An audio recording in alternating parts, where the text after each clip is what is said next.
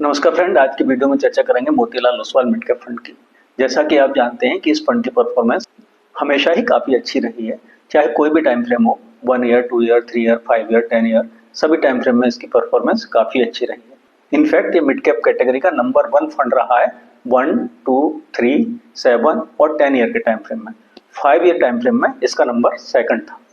लेकिन पिछले 6 महीने में इसकी परफॉर्मेंस में थोड़ा डेंट लगा है। पर्टिकुलरली जब से कल्याण ज्वेलर्स वाला विवाद शुरू हुआ उसके बाद से इसकी परफॉर्मेंस काफी खराब हुई, और जिसके चलते फंड को अपनी एग्रेसिव इन्वेस्टमेंट स्ट्रेटेजी में भी थोड़ा सा बदलाव करना पड़ा है। और इस वीडियो में हम डिस्कस करेंगे कि कैसे इसकी स्ट्रेटेजी में थोड़ा सा बदलाव आया है और थोड़ा सा डिफेंसिव हुआ है फंड। ज्यादा डिफेंसिव अब भी नहीं है, अभी भी काफी एग्रेसिव फंड है। पी रेशियो इसका करीब 51 के आसपास है अभी भी, जो इसका पोर्टफोलियो है उसका। तो बहुत ज्यादा डिफेंसिव नहीं हुआ है, लेकिन थोड़ा सा डिफेंसिव हुआ है। इसने अपनी कैश होल्डिंग काफी बढ़ा दी है, जो एक अच्छी बात भी है कि यदि मार्केट यहाँ से नीचे जाता भी तो उस समय इस फंड के पास कैश अवेलेबल होगा, जिसको यह मार्केट में डिप्लॉय करके गिरे हुए प्राइसेस पे मार्केट में शेयर्स बाई करके ज्यादा अच्छा रिटर्न जनरेट करके दे सकता है अपने इन्वेस्टर्स को। तो इस वीडियो में आगे चर्चा करेंगे कि इस फंड की पास्ट परफॉर्मेंस कैसी रही है, स्ट्रेटेजी इसकी कैसी है इन्वेस्टमेंट की, और आगे इस फंड की परफॉर्मेंस की क्या संभावनाएं हैं, कैसा फंड यह परफॉर्म कर सकता है भविष्य में, और क्या इस समय जबकि इसकी एनएवी में 20% का गिरावट आ चुका है। यदि वाईटीडी देखें 1 जनवरी से अभी तक का इसका डाटा देखें तो उसमें 20% का इसमें डेंट लग चुका है इसकी एनएवी में। तो यह जानेंगे वीडियो के अंत में कि इन्वेस्टर को इस समय इस फंड में लमसम इन्वेस्टमेंट के लिए जाना चाहिए या नहीं। तो देखिए, जहां तक परफॉर्मेंस की बात, तो फंड की परफॉर्मेंस आउटस्टैंडिंग रही है। किसी भी टाइम फ्रेम में आप देख लीजिए, 1 year, 2 year, 3 year, 5 year, 10 year, सभी टाइम फ्रेम में इसकी परफॉर्मेंस काफी अच्छी रही है और अपने कैटेगरी एवरेज को एक बहुत हैंडसम मार्जिन से इसने आउट परफॉर्म किया है। पिछले 1 वर्ष में इतनी गिरावट के बावजूद भी इस फंड का जो रिटर्न है इसके इन्वेस्टर्स के लिए वह है 19%, जबकि मिड कैप कैटेगरी ने रिटर्न जनरेट करके दिए हैं इस पीरियड में सिर्फ 10%। वहीं यदि लॉन्ग टर्म की बात करें तो 10 ईयर के टाइम फ्रेम में जहां कैटेगरी ने रिटर्न जनरेट किए हैं 15% के, वहीं पर इस फंड ने एक बहुत ही अच्छा रिटर्न 18% का जनरेट करके दिया है अपने इन्वेस्टर को इतनी गिरावट के बावजूद। यह फंड फरवरी 2014 में आया था, तो अभी 11 ईयर्स हो चुके हैं इसको। और अगर सिंस इंसेप्शन, जब से यह फंड आया है इंसेप्शन से, अगर वहां से बात करें तो इस फंड ने बहुत अच्छे रिटर्न 23% के, जो कि बहुत बड़ा रिटर्न है। 23% का रिटर्न एक लॉन्ग टर्म 11 ईयर में जनरेट करके दे रहा है जो फंड, उसकी आप परफॉर्मेंस की विश्वसनीयता पे बहुत ज्यादा संदेह नहीं कर सकते हैं। तो फिर समस्या क्या है? समस्या यहाँ पर है कि इस फंड की वेरी शॉर्ट टर्म परफॉर्मेंस की यदि हम बात करें तो उलझन है। देखिए, 1 ईयर भी वेरी शॉर्ट टर्म ही होता है, लेकिन उसमें इसकी परफॉर्मेंस अच्छी है। लेकिन वेरी नियर टर्म की बात करें, नियर टर्म कह लीजिए, शॉर्ट टर्म की जगह नियर टर्म की बात करें कि पिछले 6 महीना, 3 महीना, 1 महीना, 2 महीना में कैसा परफॉर्मेंस रहा है, तो डेफिनेटली खराब परफॉर्मेंस रहा है। अपने कैटेगरी एवरेज से जो फंड हमेशा आगे रहता था, अभी कैटेगरी एवरेज से काफी पीछे चल रहा है। यदि इसके वाईटीडी रिटर्न्स की बात करें, मींस कि 1 जनवरी से लेके अभी तक करीब 2.5 मंथ हो रहा है, तो यदि इसकी बात करें तो कैटेगरी ने भी नेगेटिव रिटर्न जनरेट किए हैं। जैसा कि आप जानते हैं मार्केट में डाउन टर्न चल रहा है, करेक्शन चल रहा है, तो रिटर्न कैटेगरी ने भी बहुत पुअर जनरेट करके दिए हैं, -16% के। वहीं फंड ने उससे भी ज्यादा, कैटेगरी से भी ज्यादा पुअर रिटर्न जनरेट करके दिए हैं अपने इन्वेस्टर्स को, -21% के। अब इस फंड ने इतने अच्छे रिटर्न्स कैसे जनरेट किए, उसके पीछे किस तरह की इसकी स्ट्रेटेजी रही, क्या उस स्ट्रेटेजी में कुछ चेंज आया है, और इसकी खराब परफॉर्मेंस, पर्टिकुलरली जो नियर टर्म में खराब परफॉर्मेंस चल रही है, उसके क्या कारण है, और क्या यह फंड उससे उबर कर फिर से अच्छे रिटर्न्स दे पाएगा इसकी स्ट्रेटेजी में, और क्या क्या बदलाव हुए हैं, यही सब डिस्कस करेंगे वीडियो के अगले सेक्शन में। देखिए, कोई भी एग्रेसिव इन्वेस्टमेंट स्ट्रेटेजी फॉलो करने वाले फंड जब भी मार्केट गिरता है तो मार्केट की तुलना में ज्यादा गिरते हैं। उसका कारण यह होता है कि ये इन्वेस्टमेंट करते हैं हाई पीई वाले ऐसे शेयर्स में जिनमें बहुत ज्यादा ग्रोथ पोटेंशियल होती है, और जो ऑलरेडी काफी रन कर चुके होते हैं, लेकिन उसके बावजूद यह इन्वेस्टमेंट करते हैं उन शेयर्स में। इस तरह की स्ट्रेटेजी फॉलो करने वाले फंड इस संभावना के लिए कि इसमें रन आगे भी जारी रहेगा और वो बेहतर रिटर्न्स जनरेट करके दे पाएंगे अपने इन्वेस्टर्स को। और Motilal Oswal mid cap fund की यह स्ट्रेटेजी काफी सक्सेसफुल भी रही है लगातार पिछले 11 साल में, जैसा कि डिस्कस किया। लेकिन पिछले 6 महीने में इस फंड में थोड़ा जो नेगेटिव परफॉर्मेंस आ रहा है अपनी कैटेगरी की तुलना में ज़्यादा आ रहा है। उसका मुख्य कारण ये है कि इसके साथ एग्रेसिव इन्वेस्टमेंट स्ट्रेटेजी तो है ही, साथ ही जो इसके साथ विवाद जुड़े रहे, पर्टिकुलरली कल्याण ज्वेलर्स से संबंधित जो विवाद हुआ जिसमें कि इसके फंड मैनेजर्स पर रिश्वत लेने का आरोप लगा, उससे फंड की इन्वेस्टमेंट स्ट्रेटेजी थोड़ी गड़बड़ाई और सभी फंड से विड्रॉल हो रहा है, एसआईपी रोकी जा रही है। तो इस फंड के एयूएम में भी थोड़ी सी गिरावट आई है, 700 करोड़ के आसपास इस फंड का एयूएम गिरा है, उससे विड्रॉल हुए हैं। लेकिन यह कोई फंड स्पेसिफिक बात नहीं है, लगभग सभी फंड्स के साथ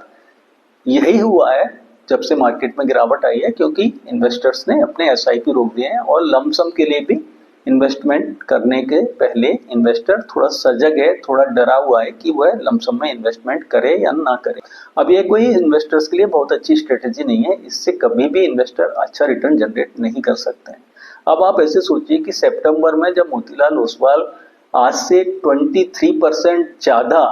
प्राइस पे कोट हो रहा था इसका एनएबी, तब यदि आप इन्वेस्टमेंट के लिए जा रहे थे तो जब आपको वही फंड 23% नीचे जब आपको बाई करने के लिए मिल रहा है, उसकी एनएबी जब 23% नीचे गिर चुकी है, तब आप इन्वेस्टमेंट के लिए नहीं जा रहे हैं, अपनी एसआईपी रोक दे रहे हैं, तो आप कैसे म्यूचुअल फंड से लॉन्ग टर्म में पैसा कमा सकते हैं। अब जबकि जैसा कि आप जानते हैं कि कल्याण ज्वेलर्स वाला जो भी विवाद था वह अंत में रूमर्स ही साबित हुई और कोई भी उसमें कुछ निकला नहीं और अभी तक कुल मिला के मामला पूरी तरह शांत हो चुका है। और यही कारण है कि कल्याण ज्वेलर्स में पहले तो इन्होंने सेल किया, लेकिन अब इन्होंने फिर से अपना इन्वेस्टमेंट बढ़ाया है कल्याण ज्वेलर्स के शेयर्स में।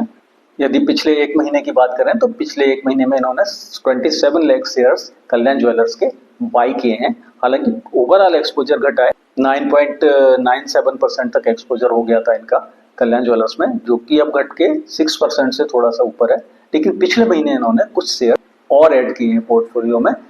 काफी गिरे हुए प्राइस पे। मिड कैप शेयर्स में गिरावट के कारण सभी मिड कैप शेयर्स में गिरावट आई और कैटेगरी का जो पी रेशियो था उसमें भी गिरावट आई, तो इनके भी पी रेशियो में गिरावट आई है। जो इनका इन्वेस्टमेंट का पोर्टफोलियो है उसमें गिरावट आई है, पी रेशियो में वह करीब 51 पे आ गया, जो कि इस फंड का रहता था अराउंड 61%। फंड की इन्वेस्टमेंट स्ट्रेटेजी में बदलाव की यदि बात करें तो जहां यह फंड पहले ऑलमोस्ट फुली इन्वेस्टेड रहता था, लेकिन इस समय इसका इन्वेस्टमेंट है इक्विटीज में सिर्फ 72%, मीन्स कि अराउंड 28% इसने डेब्ट में या फिर कैश में रखा हुआ है,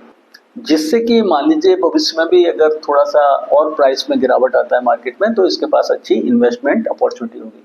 दूसरी बात, जो कल्याण ज्वेलर्स वाला इशू हुआ और मार्केट में गिरावट आई, तो जैसा कि रिटेल इन्वेस्टर की साइकोलॉजी होती है कि वह मार्केट से पैसा निकालना शुरू कर देते हैं या घबराहट में किसी फंड के साथ यदि कोई सही या गलत कैसा भी विवाद जुड़ता है तो विड्रॉल करना शुरू कर देते हैं उससे अपने इन्वेस्टमेंट को। तो यही कारण हुआ कि इस फंड के एयूएम में भी गिरावट आई, थोड़े से विड्रॉल हुए इस फंड से, मार्केट में गिरावट के कारण भी और इसके साथ जुड़े विवादों के कारण भी। तो ऐसी स्थिति में फंड का डिफेंसिव हो जाना स्वाभाविक ही है, क्योंकि फंड थोड़ा सा कैश रखना चाहता है अपने पास कि जिससे कि मान लीजिए बहुत ज़्यादा इन्वेस्टर्स घबराहट में यदि फंड से पैसा निकालने के लिए आते हैं तो फंड की रेपुटेशन खराब ना हो और फंड को मार्केट पे बहुत खराब प्राइस पे अपने पोर्टफोलियो को सेल ना करना पड़े। तो फंड पहले से ही एंटीसिपेट करके कैश पोजीशंस बना लेते हैं, मीन्स अपने पास कैश होल्ड कर लेते हैं, जिससे कि रिडेम्पशंस को वो हैंडल कर सकें ग्रेसफुली और उनको कोई रेपुटेशन लॉस ना हो यदि कहीं ऐसी स्थिति आ जाए कि रिडेम्पशन प्रेशर आ जाए और उनके पास इन्वेस्टर्स की यूनिट्स रिडीम करने के लिए कैश ना हो। फंड अभी भी एग्रेसिव इन्वेस्टमेंट स्ट्रेटेजी ही फॉलो करता है। यह इस बात से भी पता चलता है कि जहां पर कैटेगरी का जो एवरेज होल्डिंग है शेयर्स की, जो म्यूचुअल फंड होल्ड करते हैं, वह है एवरेज 70 का, जबकि इस फंड के पास अभी भी कंसंट्रेशन है सिर्फ 30 शेयर्स में, जो कैटेगरी की तुलना में काफी कम है और काफी अच्छा कंसंट्रेशन है इनके पास पोर्टफोलियो में, जिससे कि यदि जब भी मार्केट में सुधार होगा और इन्होंने जो शेयर्स होल्ड करके रखे हुए हैं तो जाहिर है उनमें भी सुधार होगा और इनके पास काफी कंसंट्रेटेड पोर्टफोलियो है, तो इसमें ज्यादा अच्छे रिटर्न्स जनरेट करने की ज्यादा संभावना है। क्योंकि जैसा कि आप जानते हैं कि यदि बहुत ज्यादा डाइवर्सिफाइड पोर्टफोलियो हो तो गिरावट में तो वो अच्छा लगता है, गिरावट कम होती है उसमें क्योंकि रिस्क डाइवर्सिफाई हो जाता है। 30 भी कम नहीं है, 30 भी एक अच्छा पोर्टफोलियो है और काफी डाइवर्सिफिकेशन मिल जाता है 30 शेयर्स में, लेकिन जाहिर है कि 70 के बराबर तो नहीं मिलेगा। लेकिन इसका फायदा ये होता है कि यदि मार्केट में तेजी आती, क्योंकि जैसा कि आप जानते हैं कि मार्केट स्टैटिक नहीं होते कि यदि तेजी आई है तो तेजी ही बनी रहेगी और यदि मार्केट गिर रहा है तो गिरता ही जाएगा। यदि मार्केट गिरते हैं तो कुछ समय बाद वह रिकवर भी कर लेते हैं और यदि मार्केट ऑल टाइम हाई पे चले जाते हैं तो कुछ समय बाद वहां से उनमें करेक्शन भी आता है। तो यह तो एक सिक्लिकल प्रोसेस है जो हमेशा चलती ही रहती है। तो अभी मार्केट गिरे हुए हैं तो जाहिर है कि आज नहीं तो कल, 1 महीने में, 2 महीने में, 6 महीने में इनमें रिकवरी भी होगी। और जब भी रिकवरी होगी तो Motilal Oswal mid cap fund अपनी एग्रेसिव इन्वेस्टमेंट स्ट्रेटेजी के कारण इसके शेयर्स में, क्योंकि हाई ग्रोथ शेयर्स में इन्वेस्ट करता है, हाई पी शेयर्स में इन्वेस्ट करता है और काफी कंसंट्रेटेड इसका पोर्टफोलियो है, तो जाहिर है कि इसके शेयर्स में, जो इसके पोर्टफोलियो में शेयर्स हैं, उनमें काफी तेज रिकवरी आएगी, जिसका कि बेनिफिट मिलेगा इन्वेस्टर्स को एक काफी अच्छे फंड की एनएवी में एक बहुत बड़े उछाल के रूप में। अब सबसे महत्वपूर्ण सवाल कि क्या इन्वेस्टर इस फंड में इन्वेस्टेड रह सकते हैं और क्या नया इन्वेस्टमेंट कर सकते हैं अपना एसआईपी के रूप में या लमसम के रूप में।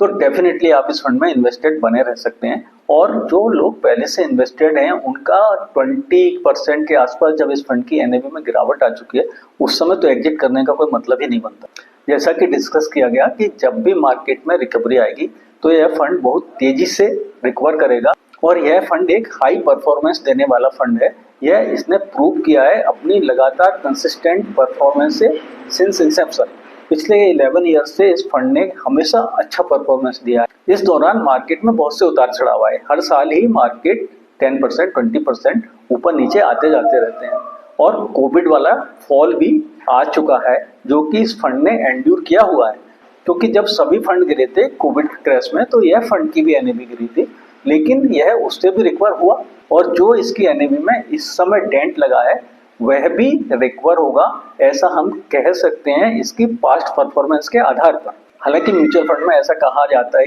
कि पास्ट परफॉर्मेंस फ्यूचर रिटर्न्स की गारंटी नहीं है, लेकिन पास्ट परफॉर्मेंस के आधार पर ही किसी फंड की फ्यूचर परफॉर्मेंस कैसी रहने की संभावना है इसका थोड़ा बहुत अंदाज आप लगा सकते हैं। इसके अलावा और बहुत सारे आपके पास ऐसे टूल्स हैं नहीं जिसके आधार पर आप कह सकें कि कोई फंड भविष्य में कैसा करेगा या नहीं करेगा। लेकिन यह भी सच है कि पास्ट में ऐसे बहुत से फंड रहे हैं जो पहले बहुत अच्छा परफॉर्म करते थे लेकिन बाद में उनकी परफॉर्मेंस खराब भी हुई, जैसे कि स्टेट बैंक का स्मॉल कैप फंड था। तो मार्केट में तो कुछ भी हो सकता है, लेकिन जब हम आज के संदर्भ में बात करते हैं कि अभी हमें डिसीजन लेना है तो डिसीजन लेने के लिए हमारे पास यही टूल होते हैं कि उस फंड की इन्वेस्टमेंट स्ट्रेटेजी देखी जाए, उसकी विश्वसनीयता देखी जाए, वह फंड कब से मार्केट में है और कैसा परफॉर्मेंस करता रहा है, यह सब देखकर ही हम भविष्य के बारे में डिसीजन लेते हैं। तो इसमें से किसी भी पैरामीटर को देखें तो यह फंड खरा उतरता है। और दूसरे जो इसका सबसे नेगेटिव पक्ष है कि पिछले 6 मंथ्स में और पर्टिकुलरली